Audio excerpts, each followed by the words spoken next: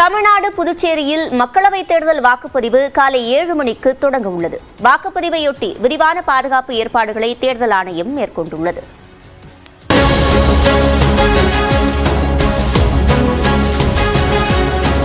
இந்தியாவின் 18வது மக்களவை பொதுத் தேர்தலுக்கான வாக்குப்பதிவு இன்று தொடங்கி ஜூன் 1ஆம் தேதி வரை 7 கட்டங்களாக நடைபெறுகிறது. இதில் தமிழ்நாட்டின் 39 தொகுதிகள் மற்றும் புதுச்சேரி தொகுதிக்கு ஒரே கட்டமாக இன்று தேர்தல் நடைபெறுகிறது. அத்துடன் கன்னியாகுமரி மாவட்டம் விளவங்கோடு சட்டப்பேரவை தொகுதி இடைத்தேர்தலும் இன்று நடைபெறுகிறது. தமிழ்நாட்டில் 39 தொகுதிகளில் 76 பெண் வேட்பாளர்கள் உட்பட 950 வேட்பாளர்கள் களத்தில் உள்ளனர். கரூர் தொகுதியில் அதிகபட்சமாக 54 வேட்பாளர்களும், நாகப்பட்டினம் தொகுதியில் குறைந்தபட்சமாக 9 வேட்பாளர்களும் போட்டியிடுகின்றனர். விளவங்கோடு சட்டப்பேரவை இடைத்தேர்தலில் 10 பேர் களத்தில் உள்ளனர். நேற்று முன்தினம் மாலையுடன் பரப்புரை ஓய்ந்தது. இந்த தேர்தலில் ஆளும் திமுக, அதிமுக, பாஜக தலைமையிலான கூட்டணிகள் மற்றும் நாம் தமிழர் கட்சி இடையே 4 முனை போட்டி நிலவுகிறது. மின்னணு வாக்குப்பதிவு இயந்திரங்கள், விவிபேட் இயந்திரம் உள்ளிட்ட வாக்குப்பதிவுக்கு தேவையான பொருட்கள் அனைத்தும் நேற்று வாக்குச்சாவடிகளுக்கு பலத்த பாதுகாப்புடன் அனுப்பி வைக்கப்பட்டன. இந்நிலையில் தமிழ்நாடு புதுச்சேரியில் இன்று காலை 7 மணி முதல் மாலை 6 மணி வரை வாக்குப்பதிவு நடைபெறவுள்ளது.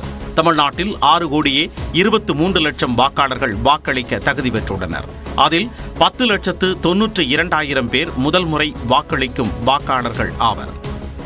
பொதுமக்கள் சிரமமின்றி வாக்களிக்க வசதியாக 68,321 வாக்குச்சாவடிகள் அமைக்கப்பட்டுள்ளன.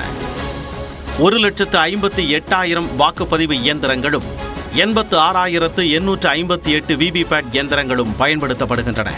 தேர்தல் பணியில் 3,32,000 ஊழியர்கள் ஈடுபடுத்தப்பட்டுள்ளனர். தேர்தல் அமைதியாகவும் சுதந்திரமாகவும் நடைபெறுவதை உறுதி செய்யும் வகையில் 190 கம்பெனி துணை ராணுவ படையினர் பாதுகாப்பு பணியில் ஈடுபடுத்தப்பட்டுள்ளனர். அத்துடன் சுமார் 1,00,000 போலீசார் தேர்தல் பாதுகாப்பு பணியில் உள்ளனர். பதற்றமான 8,050 வாக்குச்சாவடிகளில் பாதுகாப்பு பலப்படுத்தப்பட்டுள்ளது.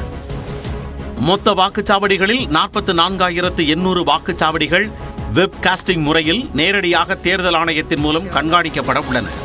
மாலை 6 மணிக்குள் வாக்குச்சாவடிக்கு சென்று வரிசையில் நிற்பவர்களுக்கு டோக்கன் வழங்கப்பட்டு அனைவரும் வாக்களிக்க அனுமதிக்கப்படுவார்கள். வாக்குப்பதிவு முடிந்த பின்னர் மின்னணு வாக்குப்பதிவு இயந்திரங்களுக்கு சீல் வைக்கப்பட்டு பலத்த பாதுகாப்புடன் வாக்கு எண்ணும் மையங்களுக்கு எடுத்துச் செல்லப்பட உள்ளன. 7 கட்ட தேர்தலுக்கு பின்னர் ஜூன் 4ஆம் தேதி வாக்குகள் எண்ணப்பட்டு அன்றைய தினமே முடிவுகள் அறிவிக்கப்பட உள்ளன.